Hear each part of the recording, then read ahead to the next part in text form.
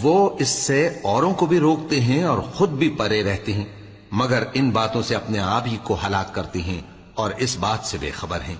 کاش تم ان کو اس وقت دیکھو جب یہ دوزخ کے کنارے کھڑے کیے جائیں گے اور کہیں گے کہ اے کاش ہم پھر دنیا میں لوٹا دیے جائیں تاکہ اپنے پروردگار کی آیتوں کی تکذیب نہ کریں اور مومن ہو جائیں۔